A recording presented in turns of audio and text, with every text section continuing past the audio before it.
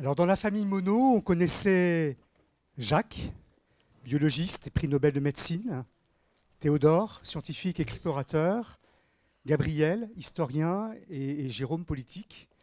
Et cette soirée va nous permettre de découvrir une autre figure sans doute moins connue, une femme de surcroît, Marie-Octave, qui n'a eu de cesse de défendre la cause des femmes. Alors, le Forum 104 aime mettre en avant des hommes et des femmes qui ont ouvert, ou qui ouvrent encore aujourd'hui, de nouvelles voies, que ce soit dans le domaine de la spiritualité ou dans celui de la recherche du bien commun. Marie-Octave Monod fait sans aucun doute partie de ces pionnières qui a fait vivre un féminisme pragmatique et agissant, profondément nourri par son éthique protestante. Alors, je voudrais déjà remercier Inès de Beaupuy, qui nous a permis d'organiser cette soirée. Donc Inès, merci à toi. Permettez-moi de vous présenter brièvement nos deux intervenantes. Tout d'abord, nous avons le plaisir d'accueillir Michèle Perrault ce soir.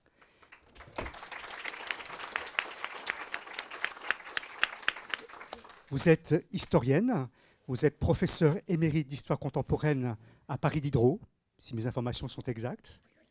Et vous êtes militante féministe depuis très très longtemps. Par vos travaux, vous avez été pionnière en matière d'histoire des femmes, en matière d'histoire du mouvement ouvrier et du système carcéral français. Vous avez publié récemment Le temps des féminismes, en 2023, qui est maintenant en livre de poche, je crois. Et vous venez de publier S'engager en historienne, voilà, dans lequel vous retracez votre parcours intellectuel et militant. Brigitte Joseph Jeanneney, vous êtes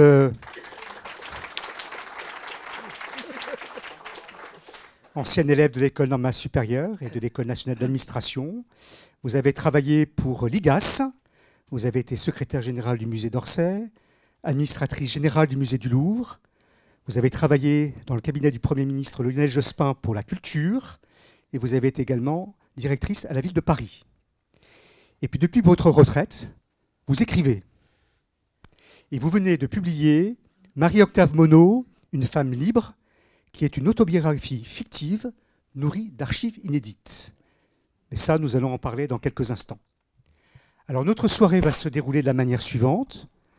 Tout d'abord, une conversation entre Michèle et Brigitte, qui sera entrecoupé de lectures d'extraits du livre de Marie-Octave Monod. Et puis après, nous aurons un temps d'échange avec vous. Donc la conversation va durer 1 heure. Un temps d'échange avec vous. Un pot clôturera la soirée, ainsi que la vente et la dédicace des ouvrages. Je permets aussi de vous préciser que la soirée va être enregistrée, va être captée, parce que nous avons souhaité effectivement permettre la diffusion la plus large possible aux échanges de cette soirée. Voilà, et puis du coup, je vous ressolliciterai sans doute à la fin de la soirée pour nous aider justement à couvrir les frais liés à l'organisation de cette soirée, à la captation de cette rencontre. Merci, bonne soirée, et donc je vous laisse la parole, Michèle et Brigitte. Et vous restez avec nous.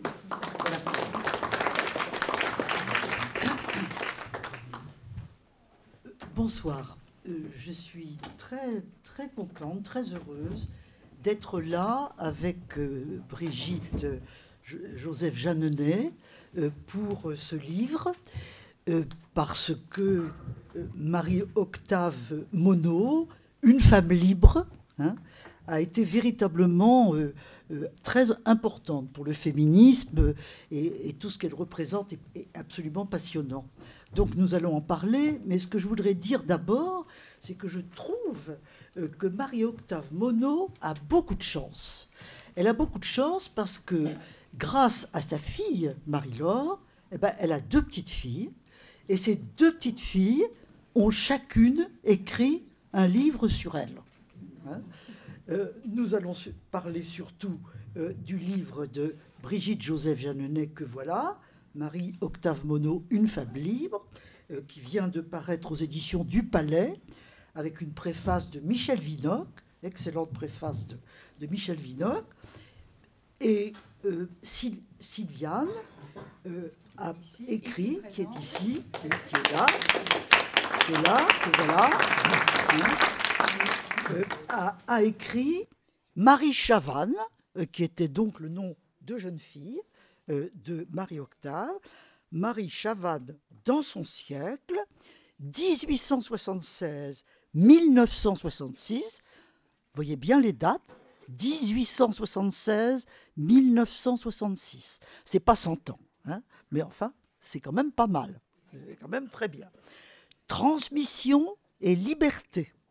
Je remarque, alors d'abord, c'est tout à fait formidable que les deux petites filles aient fait chacune un livre, hein, sur cette femme.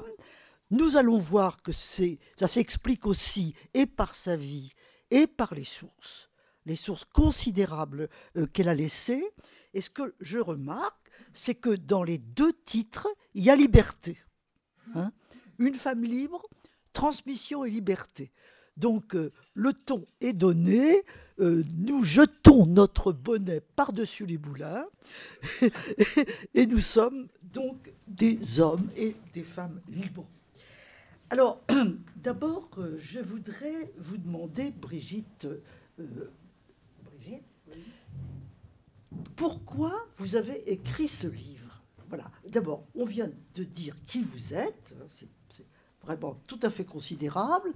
Et comment cette grand-mère, vous l'avez connue? Oui, certainement. Comment vous l'avez connue? Et qu'est-ce qui vous a donné, au fond, l'envie d'écrire ce livre dont nous allons parler, évidemment? Merci Michel, merci à tout point de vue parce que merci d'être là ce soir. C'est vraiment un cadeau magnifique que vous me faites, que vous nous faites, et aussi vous tous d'être aussi nombreux ce soir. Et aussi bien sûr au Forum du 104 qui nous prête cette salle. C'est une merveille. Alors, j'avais 17 ans lorsque Marie, ma grand-mère maternelle, vous l'avez dit, nous a quittés. Ce qui fait que je l'ai connue sans vraiment beaucoup la connaître, parce que vous savez ce que c'est, le temps passe très vite et nous avons beaucoup parlé, j'en ai un souvenir très, très, très précis, c'est certain. Nous avons parlé littérature, lorsque je chantonnais Brassens, je me souviens qu'elle faisait semblant d'être offusquée, par exemple. Je me suis occupée aussi d'elle à Rio, en Haute-Saône, où elle passait tous les étés. Bien sûr, nous étions tous très, très présents. Néanmoins, lorsque j'ai lu ces archives, et je vais y revenir, cela a été une vraie découverte. Je me suis rendu compte, et sans doute je n'étais pas tout à fait la seule, même si mes aînés, dont Sylviane fait partie, puisque Sylviane a une dizaine d'années de plus que moi, tu es le numéro 2, alors que je suis le numéro 5 de 8 enfants. J'ai découvert une grand-mère qui avait au fond très peu parlé d'elle, très peu parlé de sa vie. Je pense que ce n'est pas un phénomène exceptionnel. Donc, mais j'avais évidemment beaucoup d'affection pour elle et je souffrais pour elle parce que les 10 dernières années de sa vie, elle a souffert d'une arthrose qui était vraiment douloureuse, très douloureuse. Elle n'a jamais perdu ses moyens intellectuels. Néanmoins, c'était une grande fatigue pour elle. Elle a toujours été très présente auprès de ses petits-enfants. Donc les sources, eh bien, en 1910, après la mort de mes deux parents, nous avons, les enfants, vidé la maison, comme on dit.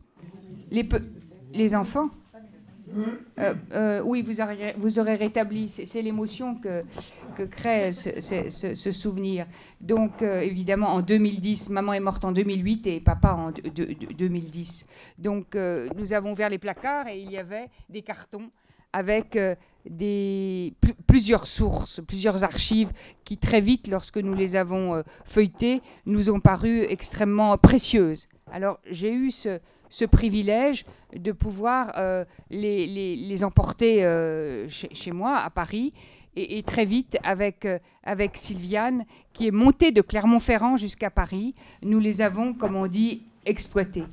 Nous avons, alors, quelles étaient ces archives? Oui, c'était d'abord, c'est ça qui était le plus important, naturellement. Quand même, Sylviane est venue pendant 2-3 ans de Clermont pour déchiffrer ces archives.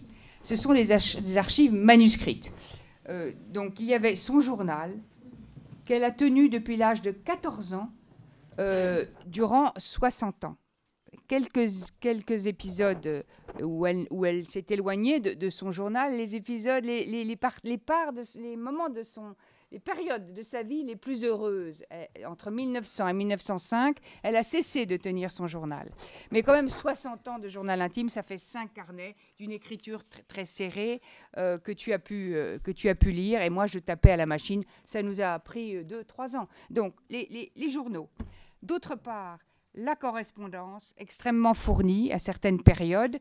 Avec son fiancé, Octave, entre 1900 et 1902, enfin, ils se sont fiancés le 31 décembre, d'où mon hésitation, 1900.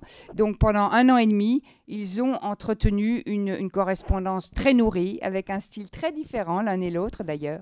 Lui était à Paris parce qu'il préparait l'internat. Elle était restée à Lyon pour s'occuper de ses parents dont la santé était déficiente. Ce qui nous a valu cette correspondance.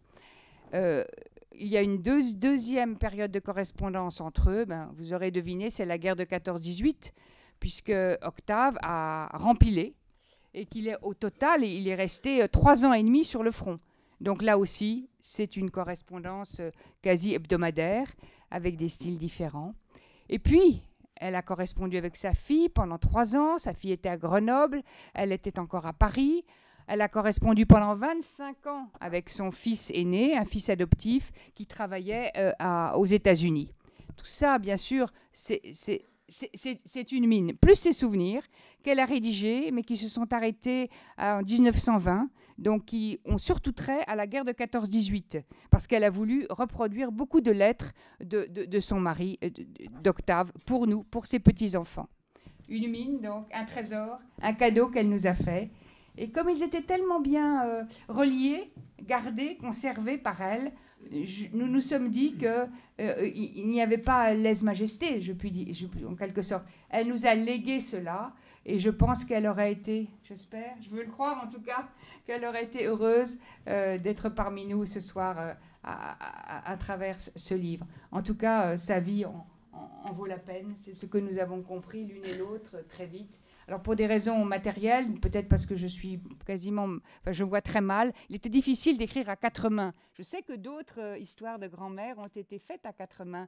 Je pense à Gabrielle, la grand-mère de Picabia, qui a été faite, peut-être certains d'entre vous ont lu ce livre, par 2 arrière-petites-filles.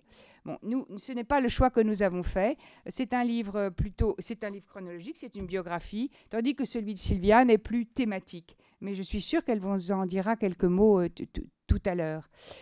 Voilà pour les sources. Oui, ce sont des sources remarquables.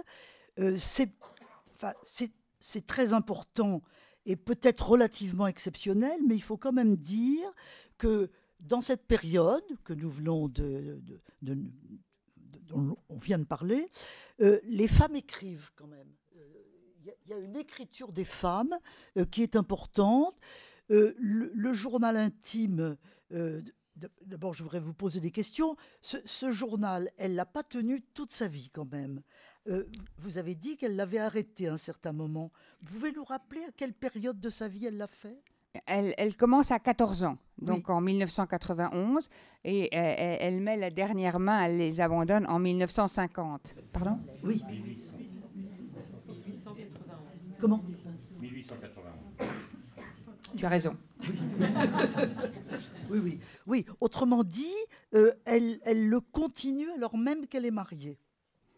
Parce qu'il est très fréquent que les journaux intimes s'arrêtent au moment du mariage. Oui. Elle le continue alors qu'elle est mariée, ce qui est tout à fait intéressant aussi. Hein. Alors, la correspondance est tout à fait remarquable. Les femmes écrivaient beaucoup de correspondances. Elles étaient souvent considérées comme les correspondantes de la famille. Hein. Et le fait que la guerre 14-18 soit très très riche, c'est évidemment pas surprenant. De ce point de vue-là, au passage, signalons les livres de Clémentine Vidal-Naquet, qui a beaucoup travaillé sur les correspondances pendant la guerre 14-18 et qui a consacré un très beau livre aux correspondances de femmes moins connues, d'ailleurs, que votre grand-mère pendant la guerre 14-18. Autrement dit, oui, de très belles sources, magnifiques. Et alors, ce que vous avez dit tout à fait au début, c'est que, au fond, elle n'a pas écrit sur elle. Hein. Elle n'a pas fait d'autobiographie. Non, mais elle parlait beaucoup d'elle-même, de ses sentiments, de ses idées, dans son journal intime, bien sûr. Oui. Puisqu'il était intime, et comme vous l'avez dit, elle ne partageait beaucoup avec Octave, oui. Mais pas tout. Voilà, oui.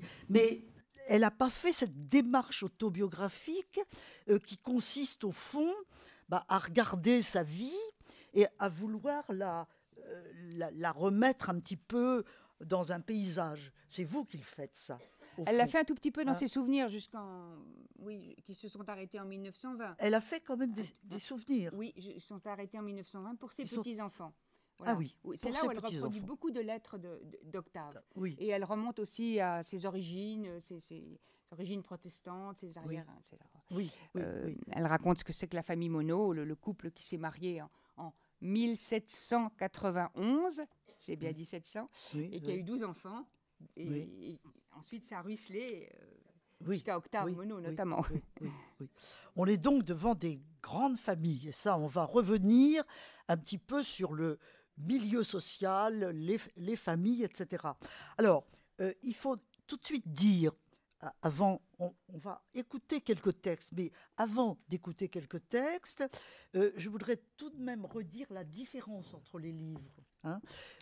Vous avez vous-même, Sylviane, plutôt écrit une biographie, me semble-t-il. Hein? C'est-à-dire c'est thématique. Donc j'ai pris un certain nombre d'éléments de sa vie que j'ai replacés dans les circonstances historiques un peu plus. C'est ça. Un livre plus scientifique et moins littéraire, je pense, que celui de Brigitte. Voilà. Alors, ce que je voudrais dire d'emblée, justement, c'est l'originalité de la démarche de Brigitte Joseph Jeanneney, parce que dans ce livre, vous dites « je hein », vous instituez Marie-Octave comme un « je hein », mais c'est un « je » qui est vous un peu aussi. Enfin, vous allez nous dire, vous allez nous expliquer. C'est un choix vous allez important, nous expliquer votre démarche, comment vous avez fait ce livre. Mais avant que vous nous expliquiez ça, qui est en effet très important, eh bien nous allons peut-être écouter quelques textes. Oui, notre lectrice. Notre lectrice arrive, Inès. Ah, vous êtes là. Nous allons écouter quelques textes en vous remerciant d'avance de votre lecture. D'avance. Et voilà. Et Inès de Beaupuis, qui est comédienne et qui fait des thés littéraires très souvent ici dans ce lieu et qui nous introduit ici. Avec Jean-Claude Pinchena. Alors, donc ce sont des extraits qui s'arrêtent, n'est-ce pas, en 1920, qui sont destinés à évoquer son style avant tout, le jeu, mais son style. Donc c'est des extraits du livre, ce ne sont pas des extraits des sources. Et même si évidemment le livre reflète les sources, j'y reviendrai tout à l'heure. Et c'est destiné à montrer ses années de formation, justement, et les racines de son féminisme. Puisqu'après tout, nous sommes le 7 mars, à la veille de la journée des droits internationale des droits des femmes. Inès. Marie a fêté ses 15 ans. Nous sommes en 1891. J'allais à ma coiffeuse et dans l'ovale du miroir, je contemplais une figure ravissante, teint clair, chevelure sombre, retombant en vagues. De longs cils noirs et recourbés surlignaient le bleu lavande de mon regard curieux. Ses yeux, je les tenais de mon père. Je m'interrogeais, l'apparence physique a-t-elle tant d'importance ? Les capacités intellectuelles, spirituelles en ont davantage. En bonne protestante, j'avais appris que le corps doit se taire pour ne pas parasiter la parole de Dieu. Il ne faut pas trop l'ausculter, ce corps, sinon pour le savonner à la va-vite. À 16 ans, je suis destinée au mariage. Il est mon horizon d'attente. Mais j'en repousse mentalement le moment. Je veux prendre le temps de m'instruire. Je veux avoir acquis une indépendance d'esprit avant de revêtir le costume de la femme de devoir, réduite à guetter le retour au foyer d'un époux qui risque fort d'être volage. Mais la vie conjugale est la condition pour avoir un enfant à soi dans les bras. Elle a 20 ans. Dans le commerce des idées, je me sens à l'aise, à égalité avec les garçons. J'ai un sens aigu de la répartie, et je le sais. Parfois, un esprit d'escalier m'empêche de réagir opportunément. C'est que je réfléchis trop. Je prends garde à ne pas parler haut sans que je puisse toujours réfréner ma spontanéité. Alors le rire qui émane de ma petite personne fuse, emplit l'atmosphère feutrée du salon à cajou. Mais attention, manier l'humour en société est un privilège masculin. Mes traits d'esprit, je le réserve donc à mon journal. À 22 ans, elle prépare l'agrégation d'histoire. Nous sommes en 1898. L'étude approfondie de la condition des ouvrières au XIXe siècle, mais aussi la fréquentation de tant d'acteurs exclusivement masculins auxquels j'ai du mal à m'identifier, contribue à créer chez moi un embryon de féminisme. Je sens poindre en moi l'amertume d'être femme. Je ne m'y résous pas. Toute ma vie future fera converger action sociale et action en faveur des femmes. Une femme ne peut-elle être tout à fait heureuse qu'à condition d'être un peu bête. Tout juste si je ne regrette pas d'être si intelligente. Non, je ne souhaite pas sérieusement être bête. Et je me dis que l'âge venant, lorsque tout le reste a disparu entre un homme et une femme, il est bon de pouvoir encore causer intelligemment. Après son mariage, nous sommes en 1902, dans sa belle famille, nous parlions tout à l'heure. Je suis contente d'avoir quitté Lyon et une certaine routine dont je ne pouvais me défaire. Octave, lui, est encore plus heureux de s'être libéré d'un milieu bourgeois, conventionnel et réactionnaire et de s'être éloigné de ses sœurs mariées, confinées dans leurs devoirs de société. Il nous faut cependant entretenir un minimum de relations de famille, accepter des thés ou des dîners où je m'ennuie ferme. Je boue intérieurement, je me surveille, me défie de ma propension à me montrer caustique contre ce qui me semble ridicule ou prétentieux. Le poing serré sous la table, je m'applique à ne pas paraître trop instruite et surtout à n'exprimer aucune idée scandaleuse. Néanmoins, on se méfie. On me soupçonne d'être une féministe, une socialiste, une positiviste. Lors des attentats anarchistes, tandis qu'à table, on parle d'un tout jeune homme qui, au bois de Boulogne, a sauté avec sa bombe, je m'exclame « Oh, le pauvre garçon. On me tombe dessus avec une violence, une telle unanimité que je n'ouvrirai plus la bouche de toute la soirée. Et je me promets de leur prouver que le destin du vilain petit canard est de devenir cygne. Alors qu'on avait compté sur le mariage pour inculquer à Octave des idées plus dignes de sa classe, on mise sur la vie et ses épreuves pour nous ramener dans la loi de nos pères. Alors, les épreuves viendront, mais pas les idées saines. Entre 1903 et 1910, un désir d'enfant inassouvi. Quel plus beau verbe qu'enfanter.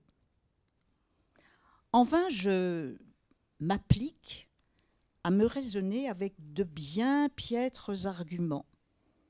C'était une envie néfaste que de mettre dans ce monde qui n'a pas de sens des êtres qui auraient la même vie que la mienne et connaîtraient les mêmes souffrances. Peine perdue.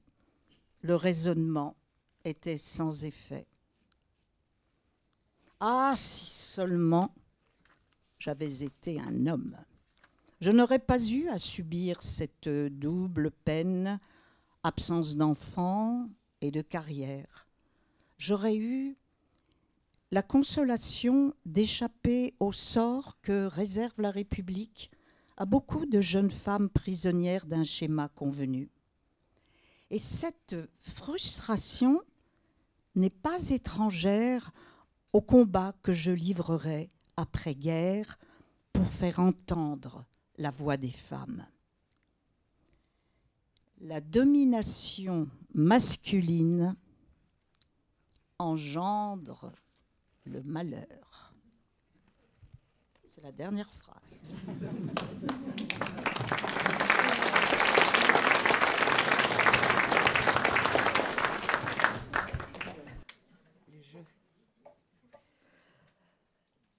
Alors, moi, j'ai tout de suite envie de vous poser les questions.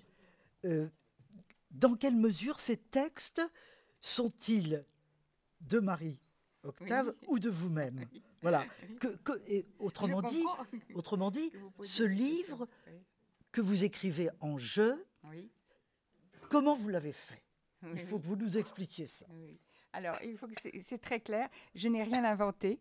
Je n'ai pas ajouté une phrase. Mais j'ai puisé dans des milliers de pages dont nous disposions et qui étaient de nature assez différente, puisque c'est le journal, c'est immédiat. Et quand elle dit « le futur n'aidera pas », bien sûr, ce sont plutôt ses souvenirs. Mais on ne pouvait pas faire un livre de 4000 pages, aussi passionnante soit sa personnalité. Donc, j'ai condensé beaucoup. Condensé, ça veut dire que j'ai choisi parmi ce qui était dit. Et j'ai ordonné chronologiquement, j'ai puisé dans plusieurs sources. Alors, il m'est arrivé, il faut que je vous le confesse, il m'est arrivé de développer une ou deux phrases, mais sans trahir du tout l'idée. Je vais vous dire un exemple, c'est qu'en 14-18, Octave vient voir Marie, et nous sommes en 1917, et il lui dit « Ça fait 2 ans et demi que je suis sur le front, ça fait 6 mois que je suis inspecteur auprès de Justin Godard, qui était secrétaire général à la santé, et je ne sers à rien depuis 6 mois. J'inspecte les hôpitaux de l'arrière, qui de toute façon fonctionnent mal, je fais des rapports, et ils ne sont pas suivis des faits. Donc je souhaite, lui dit-il, repartir au front. » Et ça, c'est ce moment crucial pour eux deux, je repartirai au front que si tu m'y autorises. Ce moment difficile, évidemment, est extraordinairement romanesque aussi. Mais je n'ai pas résisté, non pas à consigner 3 lignes, mais en faire une page entière. C'est-à-dire que j'ai supposé qu'elle passait la nuit à s'interroger, mais le résultat est une histoire vraie. C'est-à-dire qu'elle lui a dit, puisque tu ne peux pas être heureux sans repartir au front, repart au front. Et on sait tout ce que ça signifiait comme attente et comme souffrance pour elle-même. Heureusement, il en est revenu à peu près indemne. Donc, en termes de sources, c'est vrai que je n'ai pas inventé les faits, ni les sentiments. ni les dialogues, mais il m'est arrivé de développer un tout petit peu. Je n'ai pas résisté parce qu'il fallait que le livre soit lu, soit intéressant. Alors, pourquoi est-ce que j'ai mis « je » C'est une question aussi. C'est vrai qu'elle disait « je ». Donc, ça m'offrait une sorte de garantie que le texte reflèterait davantage son style. Puisque je ne voulais pas mettre trop d'extraits. J'ai mis des extraits qu'à 2 endroits, j'y reviendrai. Son style et aussi le parfum d'une époque. Je me suis interdit tout anachronisme, notamment dans les mots, dans les termes. C'était parfois c'était pas trop difficile d'ailleurs, puisque je collais au texte, tout en choisissant les morceaux. Donc, j'ai essayé le il, j'ai essayé le tu, j'ai même essayé un dialogue. Et puis, pour tout vous dire, j'avais l'impression, et mes frères et sœurs me l'ont confirmé gentiment, que je me mettais trop en avant. Donc... j'ai dit oui, j'ai enlevé tout ce qui était les Brigitte. Il y avait 35 Brigitte, j'ai compté après coup avec l'ordinateur. C'était trop. Donc, j'ai enlevé. Et du coup, ce n'était qu'un jeu. Elle racontait cela quand même à ses petits-enfants, mais les petits-enfants n'étaient pas là pour lui poser des questions. Je n'étais pas là pour lui poser. Donc, c'est un jeu. Alors, ça crée une sorte de proximité, le jeu, avec le lecteur, je pense. Et finalement, vous allez me le confirmer, Michel, ça fonctionne. Oui, comme disent les écrivains, ça fonctionne. Tout à fait. Tout à fait. Avec des points d'interrogation. Par exemple, dans les extraits qui ont été lus, il y a le terme à la fin de domination masculine. Ah bah ça, je n'ai pas inventé ces expressions-là. Elle le dit, elle. Elle le dit, naturellement. Parce que ça, c'est formidable. Ça, si c'est elle... Non. Si c'est elle qui le dit, c'est formidable parce que... ce qui est là est dit par elle. Par elle. Mais c'est resserré. Voilà, d'accord. Parfois, je recoue un tout petit peu. Mais comme Pénélope, elle recoue un tout petit peu. Mais je veux dire que ce sont des mots passe-partout. Je m'interdis totalement de trouver des belles formules comme celle-là, qui pourraient paraître anachroniques en plus. Mais non, elles ne le sont pas. Voilà. Non, mais ça, c'est une remarque au passage. Domination masculine, c'est quand même un terme qu'on emploie beaucoup depuis surtout une quinzaine d'années, une vingtaine d'années dans l'analyse, et elle l'emploie. Hein. Donc ça, c'est effectivement une question tout à fait intéressante. Autrement dit, il faut bien souligner que c'est une autobiographie fictive. Hein. C'est l'auto qui est fictif, mais pas la biographie. Ah, autobiographie, oui, quand même. Ce terme est admis, malgré tout. Voilà. Bon, enfin, voilà. Bon, je pense que vous avez bien vu l'originalité du livre et le parti pris du livre, qui est à la fois très fidèle au texte, hein, on vient de nous le dire, et en même temps qui s'efforce de manière tout à fait réussie de rendre compte de cette vie. Avant d'entrer dans des épisodes de la vie qui viennent d'être naturellement évoqués, j'aimerais que vous nous parliez, en bref naturellement, du milieu. Hein, ce milieu social, ce milieu protestant, de familles nombreuses la plupart du temps, pas elles, mais nous savons que le problème de l'enfant pour elles s'est posé. Qui étaient ces grandes familles ? Elle a vécu dans une famille nombreuse. Elle était le numéro 4, comme on dit. Oui. Son père s'était remarié, elle avait 2 demi-frères, Maurice qui était mathématicien, Édouard qui est devenu un très grand sinologue, qui est entré au Collège de France à l'âge de 27 ans, c'était le plus jeune. Et puis ensuite, elle avait 3 frères, et ensuite, elle a eu encore deux petites sœurs qu'elle a instruites d'ailleurs en grande partie. Donc c'était une famille nombreuse, elle était très contente d'être dans cette joyeuse nichée, comme on disait. D'autant plus, elle était triste de ne pas avoir elle-même des enfants, parce que pour elle, c'était vraiment la famille devait avoir des enfants. Donc c'est un milieu très protestant, elle allait au temple, bien sûr, toutes les semaines. Elle avait un pasteur qui s'appelait Léopold Monod. On va les retrouver, les Monod, qu'elle admirait beaucoup pour son esprit libéral. Et on peut dire que les principes qu'on connaît, qui sont ceux d'une éducation protestante, ils lui ont été inculqués dès le plus jeune âge et qu'elle s'y est tenue, qu'elle les a respectés, qu'elle les a vécus toute sa vie. Alors, il est exact qu'elle a perdu sa foi à l'âge de 17 ans, la mort de son petit frère, toute récente, n'y est pas complètement étrangère. Il avait 7 ans, petit Gaston qu'elle adorait, qui a été emporté en quelques jours. Elle a perdu la foi goutte à goutte. Alors elle a été très malheureuse, parce qu'elle vivait une foi très vivante. Et ce qui est intéressant, c'est qu'elle essayait de s'y cramponner, mais elle ne pouvait pas. Elle ne pouvait plus prier. Et elle a refusé un prétendant quelques mois avant de perdre la foi, parce qu'il n'était pas croyant. C'était un médecin, ça c'est l'ironie du sort. C'était un médecin positiviste. Elle a passé 2 nuits épouvantables, et elle l'aimait, et il lui a proposé à peu près de l'épouser. Et elle a dit non, parce qu'elle dit on partage tout avec son mari, donc il est incroyant, je le suis. Donc, quelques mois après, elle perd la foi. C'est partie des aspects romanesques de sa vie. Mais néanmoins, elle reste extrêmement attachée au milieu protestant. Elle continue à donner l'instruction religieuse aux plus jeunes. Elle continue à aller écouter les sermons qui, intellectuellement et même spirituellement, lui font beaucoup de bien, l'intéressent. Elle va se marier avec Octave, qui lui-même est très agnostique. Elle va se marier à l'église pour ne pas chagriner ses parents, mais aussi parce qu'elle le dit, l'atmosphère de l'église austère, très belle, très spirituelle, lui convient compte tenu de l'importance qu'elle attache à la cérémonie du mariage. Le temple, plus que la... Elle appelait ça l'église, excusez-moi. Elle dit souvent l'église de la chapelle, mais c'est vrai que c'est un temple, ce n'est pas catholique, c'est protestant. Elle est restée tout à fait dans un milieu protestant. Et je dirais, puisqu'on parle du milieu, que c'est même un entre-soi très, très prononcé. Puisqu'on se marie entre soi, on se reçoit entre soi. Et Édouard est la porte ouverte, puisqu'il est sinologue, est la porte ouverte vers d'autres religions. Son frère, le confucianisme, son frère, son frère Édouard. Et elle-même, avec les études qu'elle va suivre, nous allons certainement y revenir, les lectures qu'elle fait, elle lit Renan, naturellement, elle trouve ça diablement joli. Diablement joli. Diablement joli. Oui. Alors, elle, c'est une Chavannes. Hein. Elle est née Chavannes. Elle est née Chavannes. Son père est et ingénieur. elle épouse les Monod. Voilà. Qui est une autre grande, immense famille. Tout à fait, tout à fait. Oui. Vraiment, oui. Parce que sa sœur épouse aussi un Monod. Voilà, c'est ça. Il y a cet ensemble de...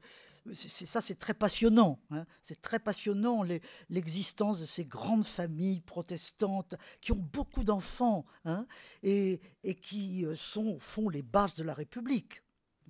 On va peut-être y revenir dans un instant. Alors, donc, elle est une jeune fille indépendante. Hein. A-t-elle envie de faire des études ? Elle a très, très envie de faire des études. Elle suit un cours privé. Et puis, grâce à Camille C., qui a créé les lycées pour les jeunes filles, 7 ans plus tôt, elle entre au lycée. Et pour elle, c'est un éblouissement. Elle tient très vite la tête de sa classe. Elle admire ses professeurs. Et elle se destine très vite aussi à l'histoire. Alors là, c'est un peu plus difficile pour elle de fréquenter l'université. Elle y va en auditrice libre. Elle est seule dans un amphithéâtre où il y a 300 garçons. Et ça, c'est pas un problème. C'est pas un problème, c'est un petit problème quand même. Oh, peut-être qu'elle en est assez fière, en fait, oui. Parce que c'est pas une modeste, hein. Elle croit en ses capacités. Oui, mais elle a bien raison, Oui. Donc, elle se destine très vite à l'histoire. Et là, comme il n'y a pas d'histoire, d'agrégation d'histoire mixte, enfin, elle est mixte plutôt. Enfin, les cours d'histoire, les épreuves d'histoire, de l'agrégation d'histoire pour les filles sont différentes de celles des garçons. Oui. Voilà. Donc, jusqu'à une date récente, à l'université. Jusqu'à une date récente, moi qui suis vieille mais plus jeune quand même que Marie-Octave, j'ai passé une agrégation féminine d'histoire-géographie. Moi aussi. Vous aussi. Bah oui. Et je ne sais pas si vous étiez de mon avis, mais moi j'étais pas du tout contente quand je m'en suis rendu compte, parce que l'agrégation des garçons se passait, moi j'ai passé ça en 51, à la Sorbonne, hein, avec un public, avec Fernand Braudel qui présidait le jury, et l'agrégation des filles, je ne sais pas comment c'était pour vous, moi c'était au lycée Victor Duruy, sans absolument personne. Hein. Une amie était venue me voir et elle m'a fait des remarques après uniquement sur la manière dont j'étais habillée. Je trouvais ça affreux.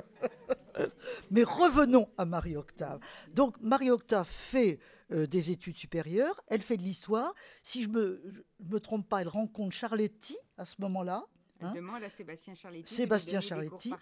Sébastien Charletti est un grand historien à l'époque, tout à fait, spécialiste du saint-simonisme, etc. Et qu'est-ce qu'elle fait comme recherche avec lui alors ? Elle fait des recherches sur Lyon. Oui. Parce qu'il est spécialiste aussi, il habite Lyon. Tout à fait. Quelques recherches. Et sur le mouvement ouvrier. Sur le mouvement que ouvrier. Vous connaissez bien, Michel. Oui. Et il n'est pas du tout féministe, lui. Mais enfin, il est content de donner des... Il ne faut pas demander l'impossible.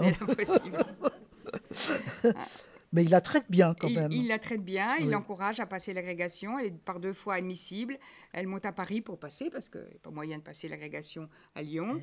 Et comme elle n'a pas fait Sèvres, puisqu'elle est restée auprès de ses parents, eh bien, il y a 4 places, elle est 4e, et le jury décide de donner les 4 places à des Sévriennes. Donc, il passe la place à l'agrégation de lettres. Donc, elle est très déçue. Elle recommence quand même une 2e fois, elle est à nouveau admissible.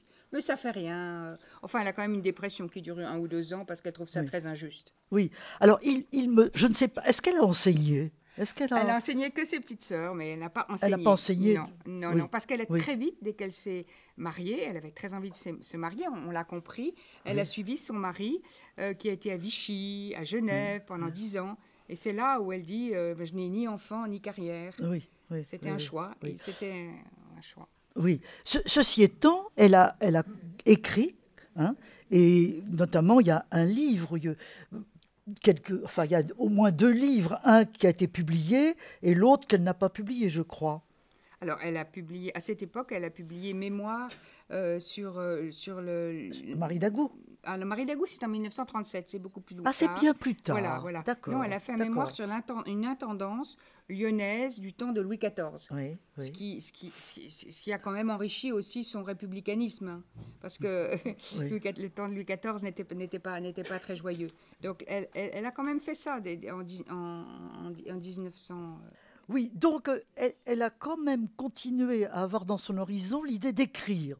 Parce que même si elle a publié en 1937, c'est-à-dire beaucoup plus tard, elle a quand même fait ce livre sur Marie Dagou. En 1937, oui. Je sais pas, tout ce qu'elle a fait entre 1920 et 1940, c'est extraordinaire. Oui. Parce qu'en même temps, elle avait réussi donc, à avoir 2 enfants. Oui, alors voilà. On peut y venir peut-être Bien sûr, oui. Donc il y a la rencontre magnifique avec Octave. En 1900. Un homme qu'elle a beaucoup aimé toute sa vie. C'est vraiment un couple formidable. Et il y a sa grande déception de ne pas avoir d'enfant. Et alors, que fait-elle à ce moment-là ? Eh bien, tous les 2 décident d'adopter un enfant, ce qui est une décision rare à l'époque. Oui. Et son milieu l'accepte à peu près, je dirais. De toute façon, elle l'a décidé, donc c'est une femme libre. Ils adoptent un petit garçon qui arrive le jour de Noël, qu'ils nommeront Noël.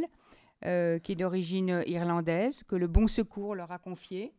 Ils sont très inquiets pendant les 3 premiers mois. D'ailleurs, ça c'est un peu anecdotique, mais enfin, il a une santé très fragile et il deviendra leur enfant. Et puis, 18 mois après, elle tient dans les bras, c'est ce qu'elle souhaitait, elle tient dans les bras une petite fille à laquelle ils ont donné naissance, Marie-Laure, qui est notre maman, heureusement. Qui est votre mère à toutes les 2. Nous sommes là aujourd'hui. Voilà. Exactement. Marie-Laure. Marie-Laure. Absolument. Oui. J'allais dire, ce sont des choses qui arrivent, ça. L'adoption qui déclenche une maternité. Ce n'est pas la première fois que je vois ça. Et alors, donc, ils ont 3 ans de bonheur avec ces 2 enfants, et puis en 14, la guerre arrive. Oui. Mais Noël, parlons de lui.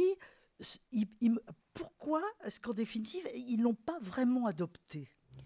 À l'époque, c'était très compliqué, c'était très long d'adopter. Oui. Et ensuite, lorsque Marie-Laure est arrivée, on ne pouvait pas adopter lorsqu'on avait déjà un enfant biologique. Ah oui. Ce n'était pas autorisé à l'époque. Alors, ça a été autorisé plusieurs dizaines d'années après, mais c'était trop tard. Ils ont demandé à Noël s'il le souhaitait. Il a dit que ça ne changerait rien à l'amour qu'ils se portaient mutuellement. Oui. Qu'est-ce que Noël ? On va le quitter un peu parce qu'on a beaucoup de choses à dire. Mais qu'est-ce qu'il est devenu, Noël ? Noël était un garçon très brillant et il est parti, il a travaillé à partir de... Il a participé à la résistance. D'ailleurs, on la voit traverser le front pour essayer de rejoindre dans le Vercors Noël en 1944. Je ne sais pas finalement si elle l'a rejoint ou pas. Et après, mais il part aux États-Unis, il devient trésorier des Nations Unies. Il a fait son droit. Il restera célibataire. Oui. Et plutôt homosexuel. Tout à fait homosexuel, voilà, oui. Voilà, tout à fait. Mais non, parce que c'est pas vraiment dit abordé. Hein.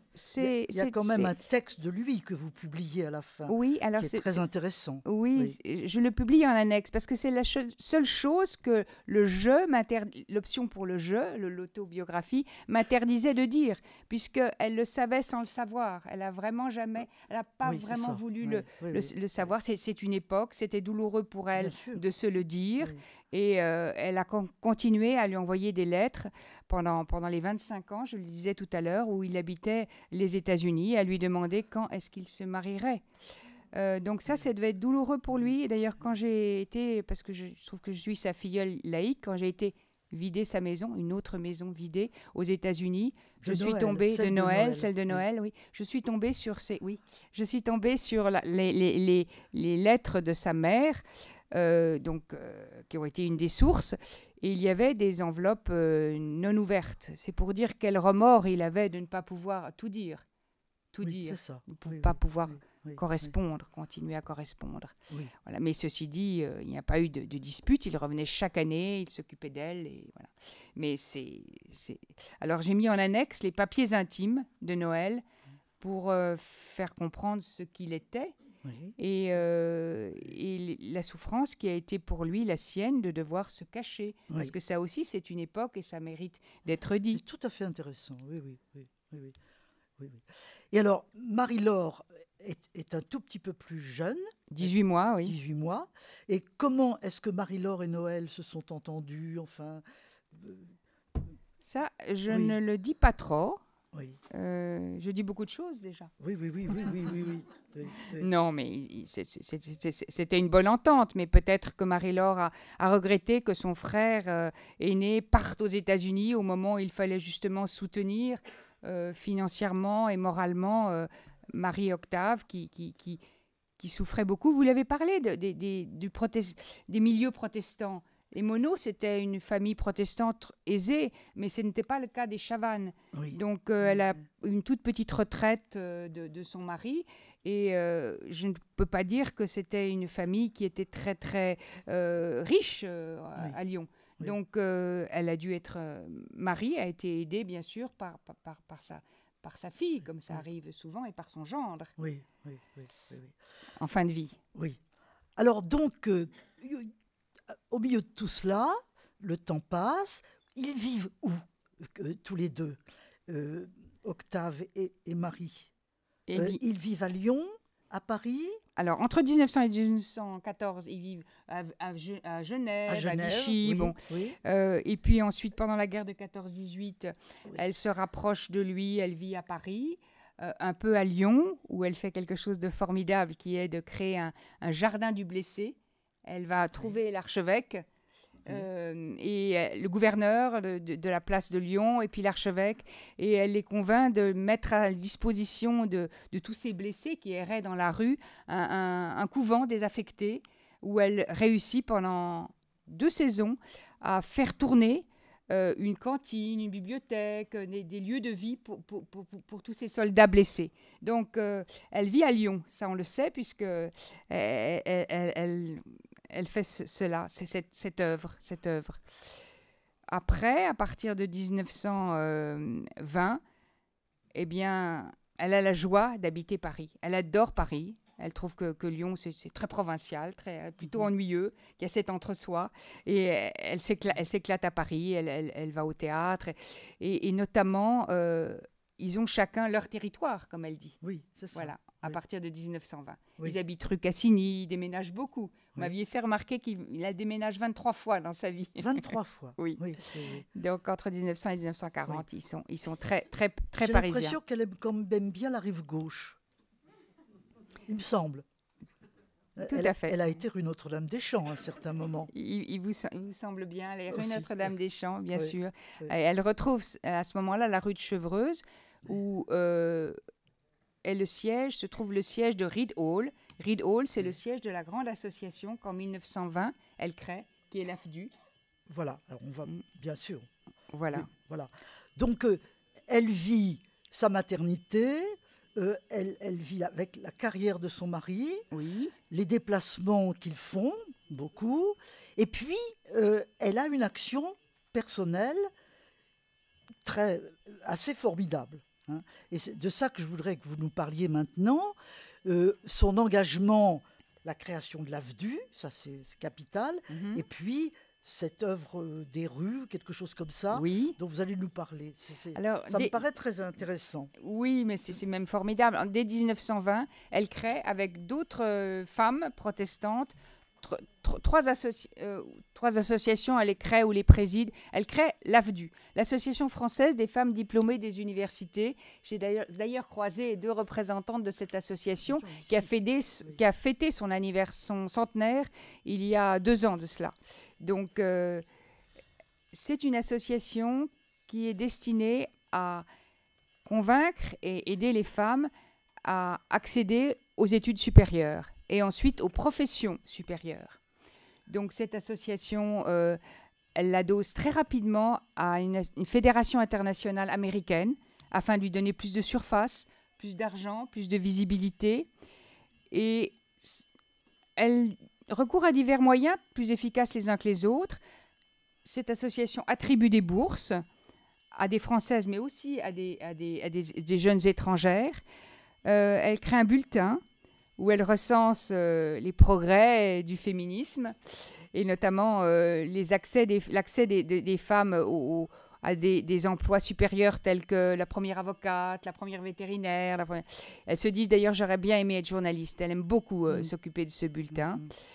Elle organise dans toute la France ce qu'on appelle qu'elle appelle des réunions de propagande où elle mobilise les femmes.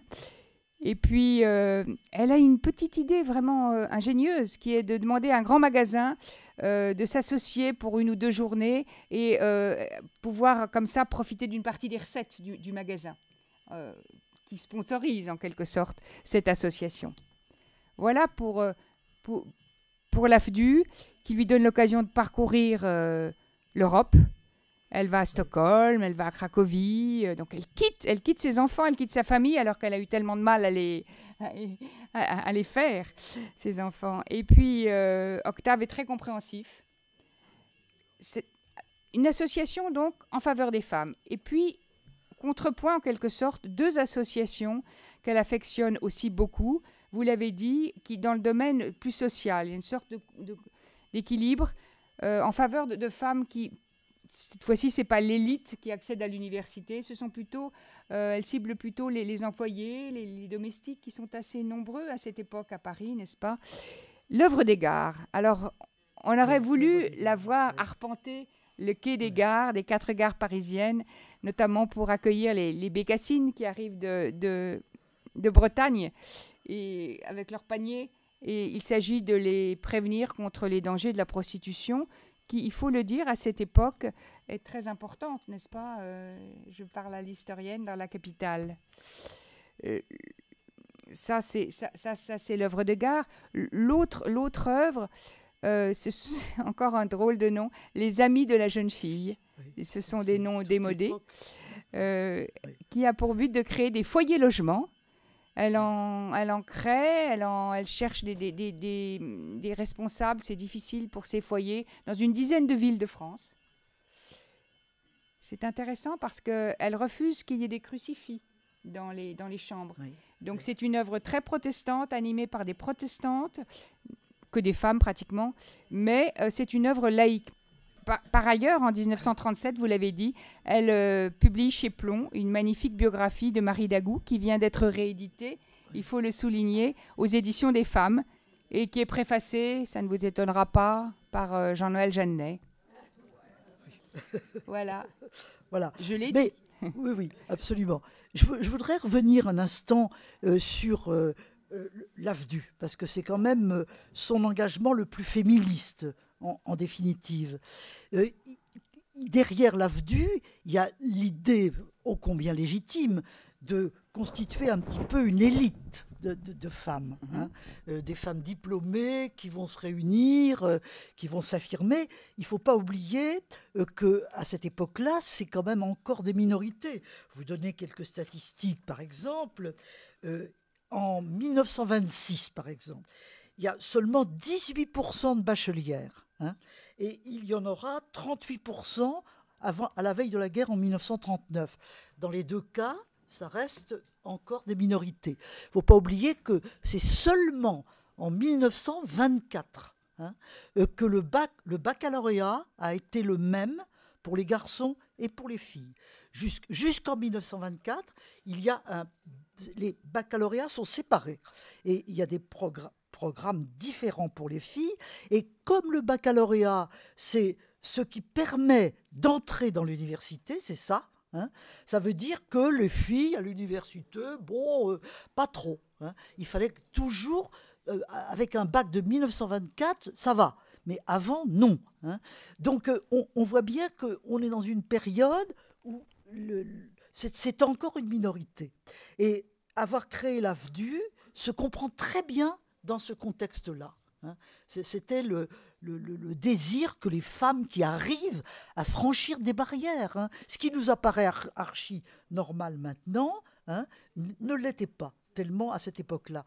Alors, d'autre part, il y a des débats à l'AFDU, et ça c'est tout à fait passionnant. Je ne sais pas d'ailleurs si ça a été vraiment étudié. L'histoire de l'AFDU, est-ce que vous savez ça? Est-ce que l'histoire de l'AFDU a été faite en dehors de Marie-Octave? Je ne suis pas sûre que les archives soient très nombreuses. Il y a les bulletins, mais elles ont été un peu... c'est déjà pas mal. Oui, il y a les bulletins, c'est ça, oui, bien sûr. Et je les ai consultés naturellement, parce que dans les sources, j'aurais pu citer aussi d'autres sources plus traditionnelles, disons. Oui, les bulletins. Des bulletins, voilà. Non, il n'y a pas d'histoire de l'AFDU en tant que telle. Je ne crois pas, mais... Il y a peut-être des responsables ici qui nous en parleront tout à l'heure. Et alors, ce qui me frappe aussi, vous en parlez, c'est qu'il y a des points sur lesquels les femmes sont divisées. Par exemple, sur les droits politiques. J'aimerais que vous nous disiez ça. Qu'est-ce qu'elle pensait de ce point de vue-là? Il me semble qu'elle n'est pas ardente à demander le droit de vote pour les femmes.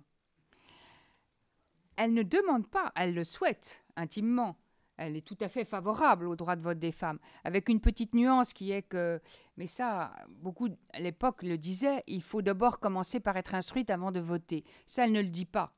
Mais elle se disait, je ne peux pas me disperser.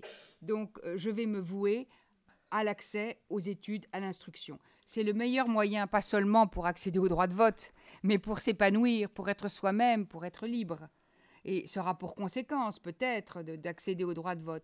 Mais elle ne pouvait pas tout faire, elle a déjà fait beaucoup, mais je pense qu'elle était favorable au droit de vote, mais elle n'en parle pas beaucoup.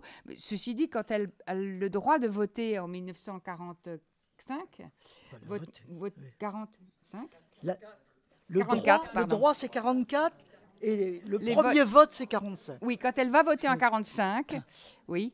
Elle vote d'abord dans un cadre municipal, pour des élections municipales. Et ensuite, elle est très, très fière de mettre son premier bulletin. Donc, elle en parle, elle est heureuse. Mais ça ne fait pas partie de ses combats. Oui, mais c'est intéressant parce que elle n'est pas la seule dans ce domaine-là.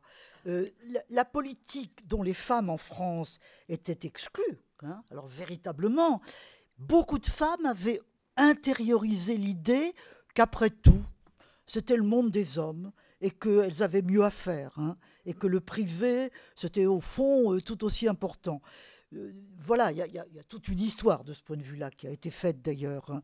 Mais il est intéressant de voir comment elle prend position à cet égard. Et alors, évidemment, dans sa vie, il va y avoir une coupure fondamentale qui est la mort de son mari. En 1934, oui. Il a une crise cardiaque et il s'effondre à un arrêt d'autobus. Et évidemment, elle est dévastée. Et c'est là où j'ai choisi de faire appel directement à son journal. Je cite son journal tel quel, donc je suppose je dis qu'elle se réfère à son journal. Et il y a quelques pages, parce qu'elle a des termes pour parler de sa douleur et de son veuvage ensuite, à jamais dépareillé, elle dit, des termes qui sont vraiment magnifiques, qui sont universels peut-être, en tout cas intemporels. Et là, je ne pouvais pas résumer, j'ai mis les extraits tels quels, entre guillemets. Donc, c'est pour elle une très, très grande douleur, naturellement. Alors, elle dit, le meilleur moyen de lutter contre ma douleur, c'est d'agir. D'où peut-être elle redouble d'énergie en faveur de ces 3 œuvres que je viens de citer. Et elle accepte, parce qu'elle est une amie de Marguerite Braunsperger, une amie d'enfance, Badlensperger, pardon, j'écorche le nom, elle accepte de devenir secrétaire générale à partir de 1937 du musée Clémenceau. Ah oui. Et ça aussi, ça sera une de ses grandes œuvres. Elle disait on a besoin d'admirer. Il se trouve qu'elle admirait des hommes surtout. Ça a été Clémenceau, ça a été De Gaulle, ça a été Camus. Dans la vie publique, il y avait plus d'hommes que de femmes, hein, de toute façon. Donc, on lui pardonnera. Et donc, pendant 24 ans, elle se dévouera, comme elle dit volontiers, au service de la mémoire de Clémenceau. Mais alors, Clémenceau, ça représentait quoi pour ce couple-là? Est-ce que ça représentait un ami, un modèle, une famille politique? Pourquoi, en définitive, s'attache-t-elle tellement au Alors, elle était Clémenceau? patriote, quoique pacifiste. C'est une des raisons pour lesquelles elle a milité à l'AFDU dans un cadre international, parce qu'elle militait aussi pour la paix et pour la coopération entre les pays. Elle était pacifiste et patriote. Donc, évidemment, le fait que Clémenceau ait contribué à la victoire comptait énormément pour elle. Donc, tous les deux, et aussi Octave, naturellement, admiraient et portaient Clémenceau dans leur cœur. Il faut ajouter tout à fait que Clémenceau était de gauche, comme on dit, progressiste, et qu'elle-même a toujours été dans des partis du mouvement, je dirais. Et elle vibrait avec lui. Oui. Et le musée Clémenceau aujourd'hui, comment pouvez-vous nous en dire un petit mot? Il est avenue Franklin, rue Franklin.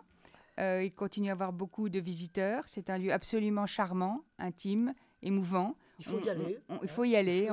Il faut y aller. On voit le bureau de Clémenceau, sa bibliothèque. On voit aussi son jardin dans lequel elle allait s'occuper des rosiers qu'il aimait tant pendant la guerre. C'est un lieu qu'elle a réussi à faire classer au monument historique, donc qui est préservé. Vous avez un petit peu de temps quand même pour y aller, mais il faut y aller. Et c'est un lieu tout à fait pas assez connu, naturellement, pas petit, mais c'est un beau lieu. Oui, en tout cas, il est intéressant de voir que Clémenceau a marqué la famille Jeanneney quand même, hein, pas mal. Tout à fait. Ça, c'est l'histoire plus récente, puisque l'histoire politique, parce que finalement, ça rejoint tout de même beaucoup l'analyse politique actuelle. On voit que ces grandes familles ont fait des... Oui. On a presque fini. Il faut ajouter qu'effectivement, Jules Jeanneney, donc, qui deviendra le compère de Marie, puisque c'est le père de Jean Marcel que que sa fille Marie-Laure va épouser en 1936. Qu'est-ce que je disais? Oui, Marie-Laure, oui. Non, mais Jules Jeanneney a été le bras droit de Clémenceau pendant la guerre de 14-18. Voilà, c'est ça. Donc effectivement, ça a rapproché les deux familles. Et c'est exact qu'ensuite, Jean Marcel a été président du conseil d'administration du musée Clémenceau et que maintenant, si je ne me trompe, c'est mon frère Jean-Noël. Voilà. Donc il y a une tradition, effectivement. Voilà. Donc c'est assez... On voit que cette histoire personnelle renvoie à une histoire collective. Hein, et on voit à travers la vie de Marie-Octave des choix et des forces aussi. Et il nous reste plus beaucoup de temps, mais pouvez-vous évoquer un petit peu comment elle a vécu, brièvement, naturellement, on n'a plus beaucoup de temps, la fin de ce long veuvage, on ne peut pas dire la fin, ce long veuvage qui a constitué quand même une grande part de sa vie. Alors donc, elle a été beaucoup plus engagée, au fond, hein, militante. Elle s'est investie beaucoup dans toutes ces actions, et puis peut-être avec vous aussi, enfin, je veux dire, avec les petits-enfants, etc. Comment ça s'est passé? Alors, elle s'est mise à lire encore plus. Elle dit en 1960, je regarde le catalogue, dit-elle, des livres de poche, 500 titres, j'en ai lu 450. Donc, elle s'est toujours beaucoup intéressée à la littérature. Et elle brodait aussi beaucoup. Elle attachait beaucoup d'importance à l'amitié, à l'amour, naturellement, nous l'avons dit, mais aussi à l'amitié. Donc, elle se rendait visite. Et elle était passionnée par l'actualité. Donc, elle lisait 2-3 journaux jusqu'à la fin de sa vie. Elle écoutait la radio. Et comment a-t-elle vécu la Deuxième Guerre mondiale? Alors, elle était entre Grenoble et Paris. Elle a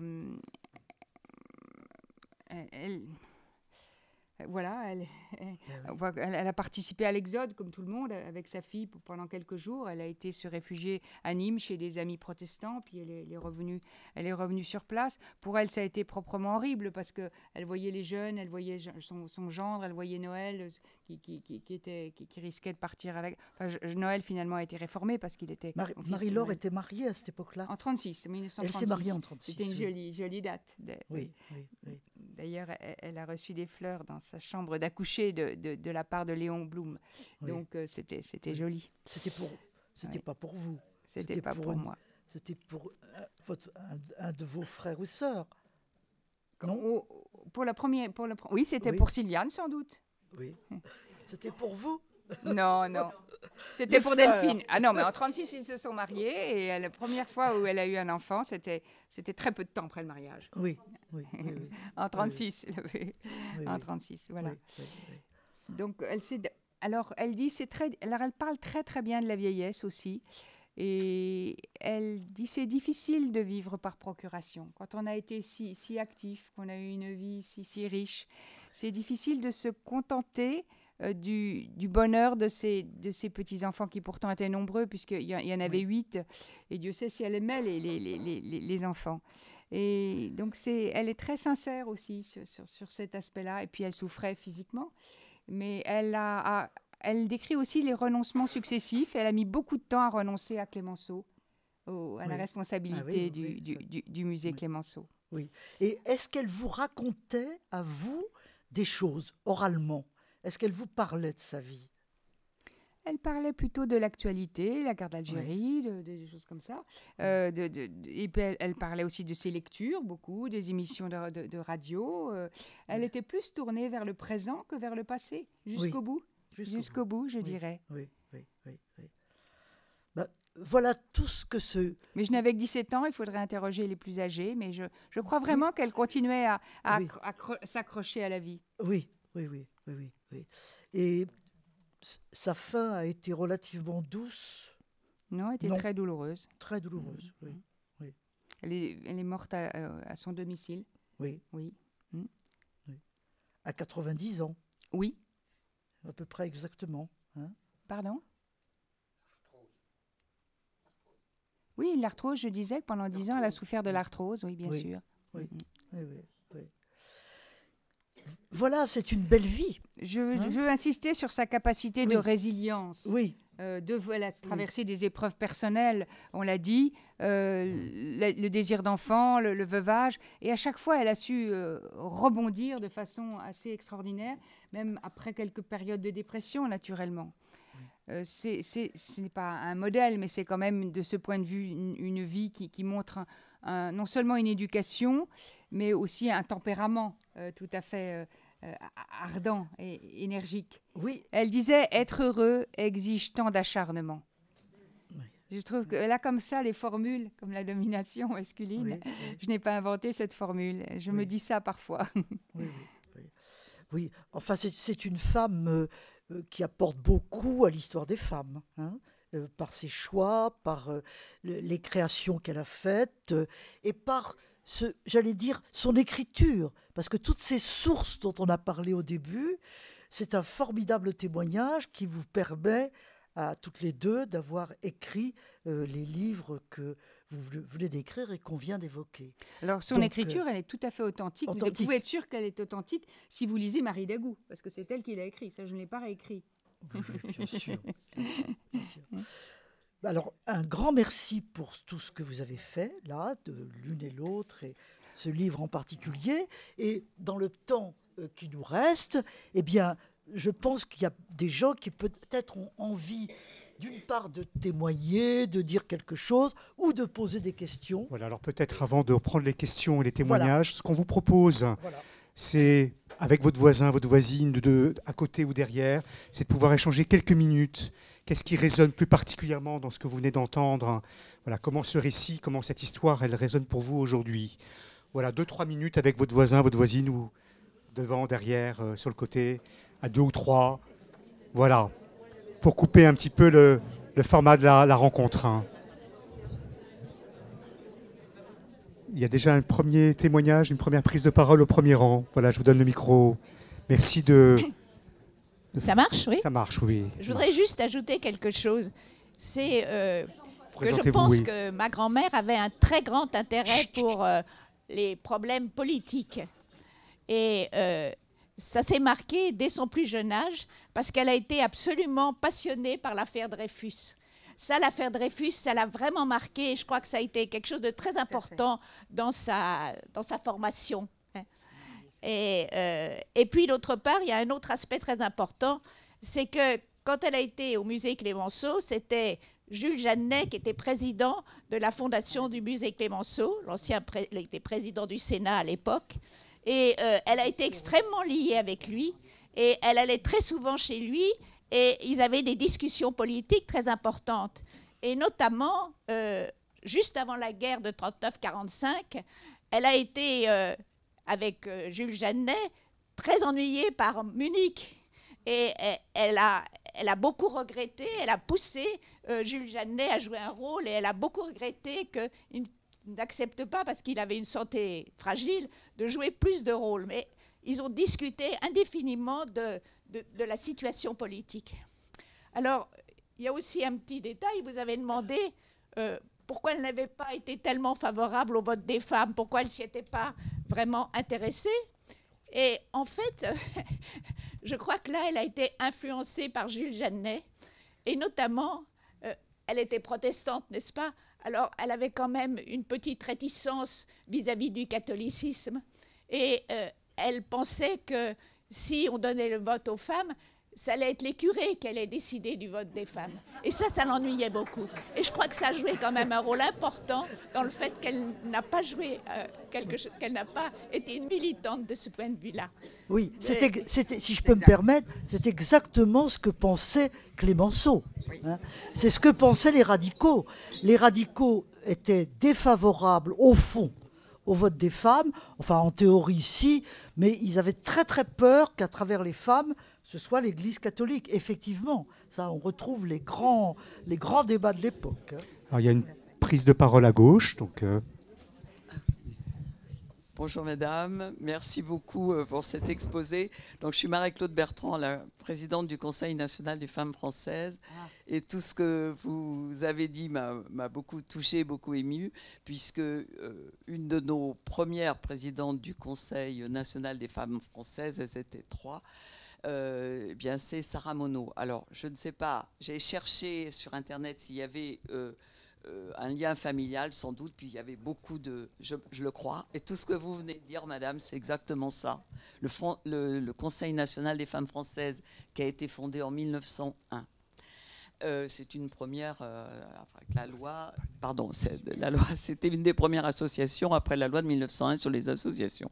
Bien, il a été fondé par les protestantes, les Dreyfusardes, alors les catholiques, mais Avenir, voilà, moyen. Et alors, ce que vous avez dit pour le droit de vote, c'est exactement ça. Voilà. On pensait que si on donnait le droit de vote aux femmes, les catholiques allaient voter comme leur mari. Voilà. Donc je voulais vous remercier. Et leur curé, oui, bien sûr, oui, tout à fait. Voilà. Le micro, du coup. C'est ça. Merci. Et alors, il y avait aussi les francs-maçons qui ont joué. Enfin, il y avait ces trois mouvements qui ont fondé le Conseil national des femmes françaises. Voilà. Merci. C'est ce que je voulais vous dire. Donc j'ai retrouvé tout ce que vous dites. Oui, bien sûr, Sarah Monod avait vécu 60 ans avant, je dirais. Elle fait partie des plus anciennes. Et elles se situent toutes les deux en même temps dans la tradition des femmes qui interviennent dans le domaine social.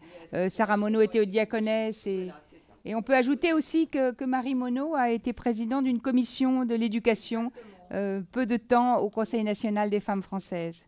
Oui. Dire un mot sur Sarah Monod. Voilà, je vais essayer de faire passer le micro. Je vois qu'il y a à droite, à gauche. Si vous pouvez lever la main de manière à ce que je puisse vous repérer. Michel Perrault voudrait dire un mot sur... Je voudrais dire que le Conseil national des femmes françaises que vous venez d'évoquer, c'est une des plus anciennes associations qui existent toujours. Hein. Il y a eu récemment une réunion au Sénat autour d'elle, absolument. Et ça correspond tout à fait à ce qu'on a appelé l'âge d'or du féminisme. J'aime pas formidablement l'expression, ça voudrait dire que c'est derrière nous, mais pas du tout. Mais il y a eu en effet une période entre à peu près 1900-1914 où le mot féminisme, qui est tout récent à l'époque, tout récent, est employé par plein de gens, et il y a beaucoup de femmes, et d'hommes aussi, quelques-uns, qui se disent féministes, le féminisme, et on voit clore, en effet, arriver ces associations. C'est une période passionnante. Et une de mes étudiantes, enfin qui est depuis longtemps au CNRS, etc., Florence Rochefort, a fait avec son ami Klejman, ils ont fait un bouquin qui s'appelle « L'égalité en marche, le féminisme sous la Troisième République ». C'est sa thèse qui a été publiée aux presses de Sciences Po en 1989, quelque chose comme ça, peut-être même un peu avant, et qui est vraiment le livre fondamental qui a déblayé absolument, avec beaucoup d'archives, beaucoup de choses, toute cette période-là. Et où, évidemment, tout ce que vous venez de dire s'enracine. Voilà. On est vraiment dans cette période qui illustre absolument Marie-Octave Monod. Bonsoir, merci beaucoup mesdames pour cet échange qui était tout à fait passionnant et qui a résonné en moi d'une façon, pas que, mais d'une façon étrange. Je me suis levée parce que j'aimerais après rencontrer les personnes dans la salle qui sont responsables de l'AFDU et dont on a dit un mot tout à l'heure pour leur apporter un témoignage et peut-être enrichir les vieux bulletins de l'association. Voilà, je n'ai pas de questions, désolée. Est-ce que vous voulez qu'ils se lèvent maintenant pour les repérer ou pas? Écoutez, ils m'ont repéré. Voilà, donc... C'était elle, je crois qu'elle... Il y a une question là-bas.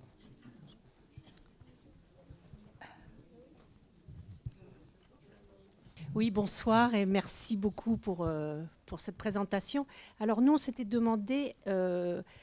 on voulait savoir comment est-ce que vous aviez réagi au fond à la découverte de toutes ces lettres et puisque vous avez été au fond assez succincte quand vous avez expliqué comment le type de rapport que vous aviez avec votre grand-mère ou les échanges concernaient surtout le présent. Donc est-ce que pour vous ça a été une surprise finalement de découvrir l'épaisseur ou de cette femme, enfin cette démarche intellectuelle qui était quand même très, très avant-gardiste. Donc, quelle a été, au fond, votre attitude quand vous avez découvert ces lettres? Et était-ce vraiment une découverte ou aviez-vous, adolescente, déjà une idée de la femme qu'elle était? Voilà. Je savais qu'elle avait beaucoup travaillé et œuvré, comme elle disait, en faveur de la cause des femmes. Bon, mes sœurs aînées qui sont là pourraient vous dire qu'elles en savaient beaucoup plus que moi, certainement. Mais ça restait quand même assez vague. Je dirais qu'elle ne revenait pas toujours, verbalement en tout cas, sur ce qu'elle avait fait, ne s'en vantait pas. Mais on sentait qu'elle était très proche et très désireuse que les femmes aboutissent. Elle était certainement très fière. Moi, j'étais trop jeune, je n'avais pas déjà poursuivi mes études au-delà de l'âge de 17 ans, mais elle était très fière des réussites de Sylviane, de Laurence, de mes sœurs aînées, c'est sûr. Et donc, elle attachait beaucoup d'importance à cela. Que voulez-vous dire, mes sœurs? Je crois que vous avez envie de parler, Laurence. Vous aviez des choses à dire. Non, je pense qu'en effet, tu étais peut-être plus jeune que nous, mais moi, comme elle passait toutes les vacances d'été avec nous, complètement. Et nous avons énormément de discussions et quand on l'interrogeait, elle parlait volontiers de sa vie. Elle parlait volontiers de ses expériences, tout en essayant de nous donner des conseils, d'ailleurs, pour notre vie future. Et notamment, bon, elle était passionnée pour tout ce qui était la gauche et le socialisme. Elle m'a guidée dans mes études, parce que c'est à cause d'elle que j'ai fait ma thèse sur Herzen qu'elle a voulu traduire, et puis elle l'a traduit de l'anglais, donc elle peut le traduire. Et quand j'ai cherché un sujet de thèse, elle m'a dit « Mais vas-y, il faut faire un auteur formidable ». Et là, nous avons énormément d'échanges intellectuels sur ce problème et sur pourquoi elle aimait le socialisme, pourquoi elle aimait la gauche, pourquoi elle avait cette pensée. Donc c'était extrêmement intéressant. Sur la terrasse de Rieux, du village où nous étions, de la maison, les échanges étaient non seulement sur nos propres vies, mais quand même, dès qu'on la faisait parler, elle était contente de raconter sa vie. Je ne l'ai certainement pas assez fait parler. Du coup, je me suis rattrapée. Mais par exemple, je savais qu'elle avait rencontré Camus. Mais elle avait rencontré Camus. Moi, ça me faisait chaud au cœur qu'elle ait rencontré Camus, parce que j'avais lu Camus. Mais je ne savais pas qu'il était venu la voir, ce que je raconte, qu'il était venu la voir chez elle, qu'il lui avait proposé... Parce qu'elle avait commencé à traduire les mémoires d'Herzen. Et comme elle ne parlait pas russe, elle avait traduit de l'anglais en français. Et elle avait joint Camus, qui travaillait chez Gallimard. Et Camus lui a dit, il faut une traduction directe, on ne peut pas publier une traduction de seconde main d'anglais en français. En revanche, faites donc une biographie. Et Camus est venu la voir, rue Notre-Dame-des-Champs, et l'a félicité pour Marie Dagout. Évidemment, pour elle, ça a été un grand bonheur. Mais cette anecdote, je ne sais pas si vous la saviez. Avouez tout. Oui. Très bien. Mais alors, bon, voilà. Non, mais... lire quelque chose d'écrit, c'est assez fabuleux quand même. Oui. On avait ses souvenirs, mais écrits, mais jusqu'en 1920 seulement. Par exemple, ce que m'ont appris les sources, c'est aussi l'action magnifique d'Octave Monod, puisque nous ne l'avons pas dit, mais il a travaillé à l'Institut du Radium auprès de Marie Curie. Alors je sais qu'elle avait rencontré Marie Curie, mais il y a des descriptions de Marie Curie dans cet institut qui est toujours l'Institut Curie. Octave, jusqu'à sa mort en 1934, donc entre 1920 et 1934, il a été le premier chef du service de cet Institut du Radium. Et il s'est voué à ses malades de façon extraordinaire. Et il était passionné parce qu'il a testé l'effet du radium sur les cancers, notamment le cancer de l'utérus. Tout ça, je l'ai découvert à partir des sources.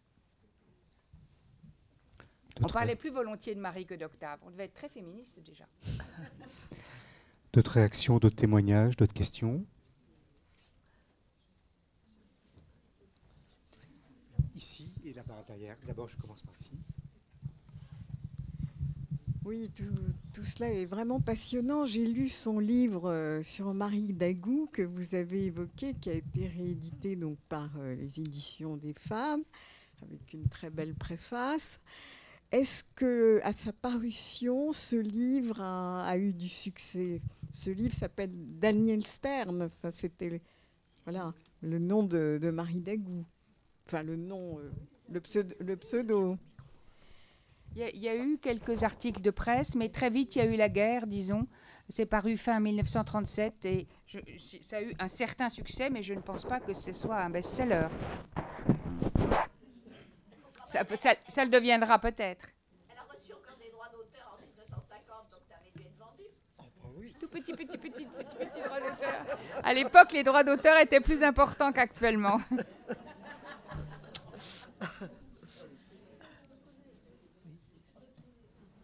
Je crois qu'il y a quelqu'un derrière. Derrière, et puis après je reviendrai devant éventuellement. La question de savoir si, d'une certaine façon, la guerre donc de 14 avait été une sorte de, je vais choquer, ça va pas plaire, de chance, d'opportunité pour les femmes, puisque les hommes étaient, on l'a dit. Oui et non. Oui, parce que les femmes remplaçant les hommes, hein, ont fait des choses qu'elles ne faisaient pas avant, aussi bien dans les usines, où les ouvrières, il fallait fabriquer beaucoup d'obus, etc.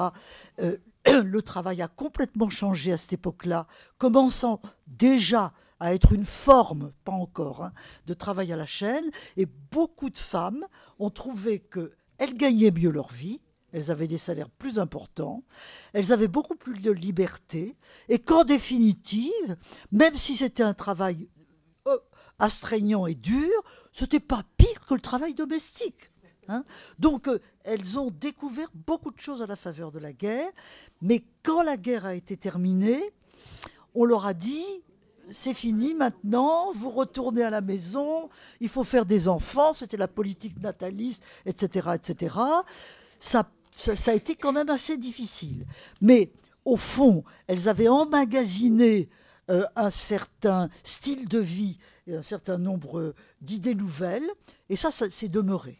Hein. C'est demeuré, ça s'est inscrit dans le féminisme, le mouvement des femmes entre les deux guerres. Donc la réponse est ambiguë. Hein. Elle est ambiguë, mais on n'arrête jamais l'histoire. Hein. Ça continue. Voilà, on a une question au fond ici. Je voulais juste... Allez-y, ça marche. Ah, voilà.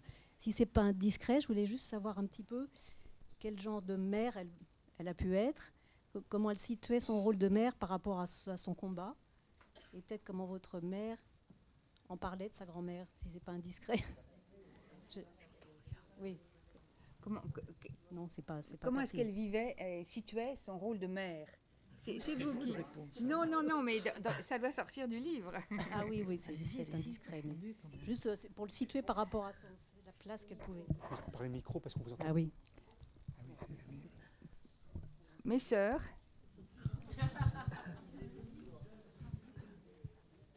C'était un des étonnements peut-être de Marie, c'est que sa fille a eu 8 enfants. Voilà. Alors, et qu'elle n'a pas travaillé elle-même. Donc, il y avait une sorte de contradiction un petit peu. Mais je ne pense pas qu'elle en ait voulu, mais elle regrettait, on le voit dans le livre, le fait qu'elle n'arrive pas à concilier sa vie professionnelle et sa vie privée. Elle disait, pour les jeunes femmes, c'est terrible. Peut-être qu'un jour, ça ira mieux.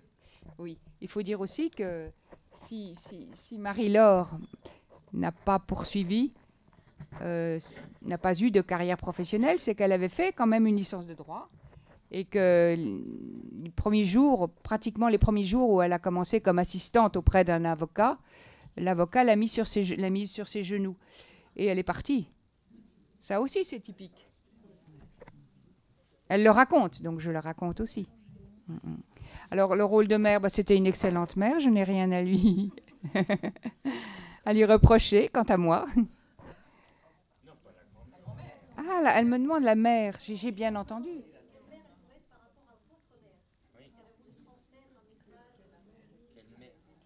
Quelle mère a-t-elle été pour Marie-Laure? Oui. Elle a tenu un livre de Noël, livre de Marie-Laure. Elle était assez sévère vis-à-vis de sa fille, qu'elle trouvait assez insupportable. Je pense qu'elle l'était. Mais je pense qu'elle était très attentive, elle était très heureuse et en même temps un peu abasourdie lorsque Marie-Laure a épousé Jean-Marcel Jeannet et qu'il y a eu un immense mariage. Au Sénat, par exemple, elle était un peu dépassée, je dirais. Mais en tant que mère, je pense qu'elle a été une excellente mère. Je ne sais pas. Elle n'en parle pas beaucoup et Marie-Laure n'a rien reproché à sa mère. J'étais pas là à ce moment-là et elle n'en parle pas tellement. Hein. Elle parle plus de ce qu'elle a fait dans la sphère publique. Elle dit quand même qu'elle va aider sa fille dès qu'elle a un problème. Hein. Elle se précipite à Grenoble, mais qu'elle ne trouve pas ça très drôle, pas très amusant de s'occuper. Oui, mais c'est quand elle a des enfants elle-même. Mais oui. Vis-à-vis de Marie-Laure petite, je ne sais pas. Je pense qu'elle a été une bonne mère. Elle l'a longée, elle l'a... C'est pas moi. Oh, oui, non. Elle a beaucoup d'admiration. Elle la trouvait très jolie, très drôle. Et non, je crois que... Oh, elle l'a trouvée insupportable. Difficile. Vous voyez, on n'est pas d'accord. Ce serait intéressant. On peut écrire un autre livre aussi sur nos visions, forcément différentes. Mais ce n'est pas vraiment le sujet. Bonsoir. Moi, j'ai une... Bonsoir, j'ai une question pour Brigitte. Oui. Rebonsoir, donc. J'aurais voulu savoir... Plus fort. Il y a un micro peut-être? Alors, je vais essayer de parler plus fort. Oui, très bien. Dans la salle, si vous pouvez, effectivement. J'aurais voulu savoir de quelle façon votre grand-mère et donc les archives que vous avez pu trouver ont pu influencer, vous, votre trajectoire en tant que femme. Quand j'ai trouvé ces archives, c'était je ne vais pas me tromper de date, c'est en 2010. Donc, j'avais déjà plus de 60 ans. Donc, ça n'a pas tellement influencé ma trajectoire. Mais pour tout vous dire, j'ai trouvé des similitudes troublantes entre sa vie et la mienne. Alors, je pense que ça a aussi enrichi mon récit. Ça a aidé une certaine empathie. En même temps, ça pouvait diminuer mon objectivité. Je ne sais pas, mais je pense que l'empathie l'a emporté sur la subjectivité. Il se trouve que moi aussi, j'ai adopté un enfant. Il se trouve que moi aussi, j'ai été veuve très jeune. J'ai fait de l'histoire, j'ai aimé l'écriture, le théâtre. Donc ces similitudes m'ont beaucoup troublée lorsque j'ai lu cela. Et elles ne m'avaient pas troublée quand j'étais jeune. Je veux dire, je n'avais pas fait ces rapprochements. Donc c'est aussi beaucoup, ce livre, une histoire des sensibilités. Michel Vinocq a bien voulu saluer cet aspect-là dans sa préface. Ce n'est pas seulement une histoire de féminisme, c'est aussi, mais ça va avec sans doute, une sensibilité vis-à-vis de l'époque, vis-à-vis des grands phénomènes de la vie. Pour une femme. De bout en bout, c'est une vie de femme. C'est très intéressant ce que vous dites sur la similitude, parce que le jeu que vous employez, que vous lui donnez, en quelque sorte, on peut comprendre aussi que c'est un peu le vôtre aussi. Franchement, j'ai essayé de maintenir la distance. Oui, absolument. Oui. On me croit, dit. Non, ce que je dis est une histoire vraie. On va prendre encore une ou deux interventions et puis on conclura la soirée. Oui, pendant la période lyonnaise de sa jeunesse, Lyon était une ville où il y avait quand même une classe ouvrière importante, des mouvements politiques de gauche importants. Je pense à Édouard Herriot, je pense... Bon, voilà. Est-ce qu'on a des informations sur les contacts qu'elle aurait pu avoir avec ce milieu-là? C'est une très bonne question. Elle était une grande amie de Blanche Herriot, Blanche Rebattel, qui était la fille du maire et qui a épousé Herriot. Donc, elle connaissait bien la famille Herriot. Herriot est devenu son professeur à l'université, puisqu'il était spécialisé dans l'histoire de Lyon. Depuis son appartement, elle voyait la Croix-Rousse. Et elle disait aussi elle a dit que le quartier où elle habitait était un quartier de protestants, d'ouvriers, un quartier relativement middle class, on dirait. Je pense que le fait d'être dans cette, comme vous le dites très justement, dans cette ville ouvrière, historiquement riche, a contribué aussi à l'orienter vers, lui donner le goût de l'histoire et le goût de l'action sociale. Qu'en pensez-vous? Oui, je pense que oui. Elle raconte qu'elle conduit ses petits frères à Lyon, ses deux petits frères au lycée de garçons, parce qu'elle va au lycée de jeunes filles, elle. Et elle les éloigne des kiosques à journaux parce qu'il y a des couvertures qui sont un peu limites.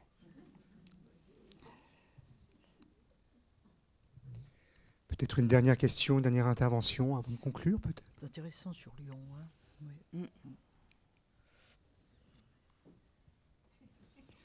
Non, a priori, les échanges continueront après autour du verre. On est tout à fait dans le timing. On est tout à fait dans le timing. Mais du coup, peut-être que vous avez envie de conclure l'une et l'autre par une dernière intervention. Allez-y, Michel, s'il vous plaît. Oui, je voudrais d'abord beaucoup vous remercier, Brigitte, remercier vos sœurs présentes ici. C'est quand même assez formidable d'avoir les 3 sœurs autour de cette figure de la grand-mère. Il y a peut-être... Et des petits-enfants aussi. Et voilà, alors je m'excuse de ne pas les connaître, mais je salue cette famille et bon, ça fait beaucoup réfléchir au rôle des grandes familles républicaines. Voilà, c'est quand même très très fondamental. Enfin, et tout ce qu'on a évoqué, il fait penser beaucoup. Et c'est vrai que c'est passionnant de voir cette femme vivre, voilà, vivre dans une vie, j'allais dire ordinaire. Vous voyez ce que je veux dire? C'est-à-dire que elle est certes une femme d'exception, mais en même temps, elle a une vie de femme, voilà, une vie de femme consciente, engagée, qui fait tout ce qu'elle a à faire et qui en même temps est libre et voilà. Donc, je trouve que c'est un très très beau portrait et je trouve que vos livres lui rendent tout à fait hommage et donnent envie d'en savoir davantage. Voilà. On m'a dit aussi que ce livre donnait envie, donnait de l'énergie, faisait du bien. Parce que je ne veux pas dire que c'est un modèle, encore une fois, mais vraiment, je pense que c'est tonique. Oui. Voilà. Oui. Et c'est peut-être le plus beau compliment qu'on m'a fait. Alors maintenant, il faut que je me détache. Je me suis détachée à sa mort, et maintenant, il faut que je me détache à nouveau de ce livre, avec laquelle j'ai vécu nous avons revécu pendant des années. Donc, je suis d'autant plus heureuse d'avoir eu cette occasion, grâce à Michel Perrault, que je remercie encore, grâce à vous, d'évoquer cette vie qui est tellement lumineuse, je dirais, et tellement riche. Merci de votre présence.